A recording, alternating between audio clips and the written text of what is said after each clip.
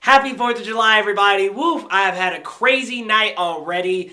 Let me tell you guys, I was up all night watching Stranger Things. That first episode, I actually set up a full reaction video for you guys, and guess what? 2 o'clock in the morning, I get a notification that YouTube has blocked my video, had a little bit of audio from the episode in it. Like, it was literally me on a couch watching the episode, and because of that, of course, YouTube flagged it, blocked the whole video, blocked the entire video, and it was taken down. Then, take two, 5 o'clock in the morning, I was recording another initial reaction to Stranger Things Season 3. Boom, I get it done, and guess what? It's out of focus. So here I am for take 3, hoping that this is going to work out. But bear with me, guys. Happy 4th of July, everybody. What's up? It's your boy Leo Rydell here to talk a little bit about Stranger Things. Now, I didn't get much sleep before doing this video because I was up making other content that got messed up. However, I'm going to do my best, you guys. Well, I didn't get quite all the way through the season. I got about halfway through. I'm about halfway through episode 4. And I gotta say, I love our friends in Hawkins, Indiana, but I'm feeling a little bit mediocre right now. I'm feeling like things are much slower than they were in previous seasons. They're a little more typical and less groundbreaking than they were in other seasons. Like, don't get me wrong. I love the 80s references, like anything from Transformers to R2-D2 from Star Wars, like all kind of stuff. Like I was really enjoying the references. New Coke, of course. I mean, try to hear on the channel. Of course, they've got it in the show for a little bit of product placement. So I love all that. You know, the hairstyles, Billy with the mullet, the kind of curly mullet. Like, I love it. I just love this 80s vibe that they've really carried strongly throughout all the seasons. But, you know, that's probably the thing that stayed the strongest to me. While I do love that our actors are growing up and they're getting older and their characters are developing, relationships aren't as tight as we thought, I'm still failing to see some of the groundbreaking moves that they made in that first season. Like that first season, there was such a big emphasis on the upside down.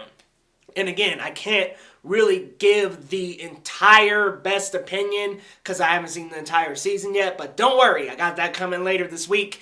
But getting back to it, I'm not feeling enough from the upside down. Like, to be honest, it's feeling a little bit more typical than usual. Like, in this season, Billy is possessed by a monster. He's bringing back victims to be possessed by the monsters. Like, this is all stuff we've seen before, and it's not anything new, fresh, or groundbreaking to me. And what I really don't like about them picking Billy as the first possessed is that it kind of takes away from the characters in the central group we have. Because think about it this way, what if it was anybody in the group that was doing it besides Eleven? I mean, she's the obvious choice. She's not going to be hypnotized by anything from the upside down, but the rest of them, like, imagine if it was like Mike or Lucas or Dustin or even Steve. Like, these characters would have a much bigger impact on the central group than Billy. I mean, Billy was the antagonist or kind of antagonistic character in season 2, so it doesn't really surprise me that he's the first one possessed in season 3. Like, honestly, he was getting dragged down in the basement of this dusty warehouse to become possessed by the monster, and I wasn't even feeling bad for him. But think about it, what if it was like Steve or Nancy, or like I was saying, you know, one of our main guys like Lucas or Dustin or Mike? I mean, Will has already been possessed, and that was what was so great about seasons 1 and 2, is you had Will kind of channeling these different things, and it was somebody so central to the group that as a viewer, we could feel bad for Will, because even though he didn't have nearly as much screen time due to how sick he was in this first season, it really showed us how much we care for characters that characters love as well. I mean, these characters have an attachment, so as viewers, we also form that same attachment, and I think it would make a much greater impact if they used a character that we knew. Now, like I said, Billy, just a little bit typical. Same with the mind control stuff. It's just really, really typical. as I was saying, nothing is incredibly groundbreaking this season. And that's what I'm missing about Stranger Things. I'm missing those groundbreaking moments, oh man, Barb from season 1 when she's like killed within the first, I want to say 2 episodes. Like that is crazy. It's like you have these 2 high school best friends that are, pitter-pattering through high school and then one of them just snatched out of the picture. Like that is captivating. That is crazy. That goes against most storytelling norms. This, taking a character that was antagonistic in the second season and making him the actual, I guess, antagonist of this season, I don't know. I've seen it all before. Even the Russian involvement. So they've got Russian agents in this season that seem to be trying to open the Upside Down from what I understand. Of course, they're experimenting, trying to make some kind of weapon out of it or see what kind of experiments they can do with these creatures.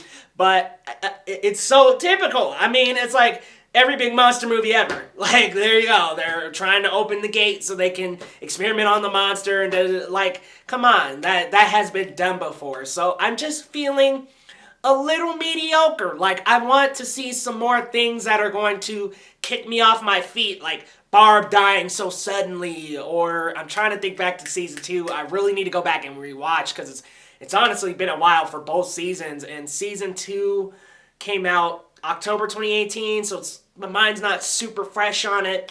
But I just remember that first season making all these different captivating decisions that I feel the third season hasn't really touched on yet. Now, I do like where our characters are, but I want some more Upside Down. I like how they're forming these mini distractions in the characters, so everybody who's coupled up right now is kind of in danger, in a sense. And I don't want to say in danger in that they're in danger of being possessed, but they're distracted from what's truly going on. So Lucas and his girlfriend don't really seem to be fighting that much, but he had already dropped in one of the episodes that she dumped him 5 times. So there's probably some kind of riff-raff going on there.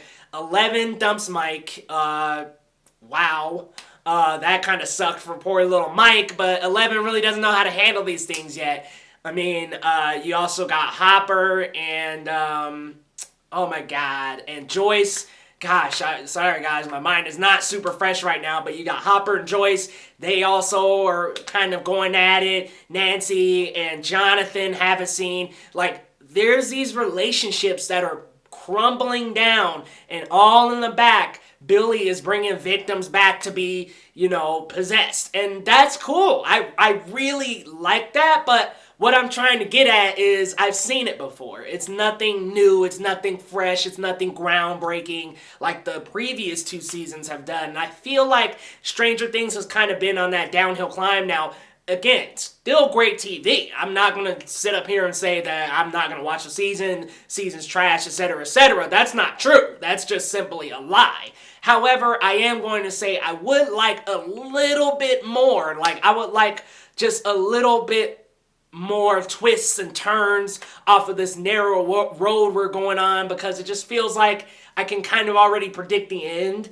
And I don't want to do that until I see the entire season. Now, again, my take right now is on episodes 1 through like half of 4. So I haven't seen the entire season yet, but from what I've seen, just a little mediocre, a little slow. I would like things to speed up. I would like some more decisions to be made, and maybe that's coming. I haven't seen the full season yet, so I can't fully say, but feeling a little mediocre here, feeling like I've seen this before, feeling like, oh, well, this is an 80s, 90s horror movie that I've seen one of them somewhere. I've seen it before, so I'm really, really, really, really hoping that they take some twists and turns that can really diverge us from this kind of straight and narrow path we're traveling on for Stranger Things right now. Season 3, it's looking a little bit predictable. The Nancy Jonathan newspaper stuff, honestly, I could do without. I know it's their job and whatnot, but I want some more Upside Down, man. Give me some more of the creatures, some more of the aliens. Like,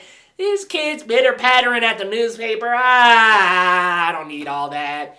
I do like the shopping mall, though. I do like that being kind of the central theme and hub for all things that are going to happen this season. Very 80s-ish to have, like, big flashing shopping mall stores and that big sign that's pretty recognizable to most of us, the map at the beginning of just about every shopping mall. So it's a great callback. I just want some more twists and turns. I want some more surprises, and maybe that is exactly what's coming. Hopefully that's exactly what's coming, guys. But you know, let me know what you think about the season down in the comments. I am struggling right now because I have not had much sleep. I'm probably going to upload this video and jump right back into bed. But guys, let me know your thoughts on Stranger Things Season 3 so far. Are you feeling the same? And have you seen all the episodes, and am I just being a little impatient? Do I need to just wait for what's to come? You guys let me know, and we will see you next time on Geekly Goods. Be sure to like, subscribe, and follow Geekly Goods on all social media platforms, and grab something from our store. We take $1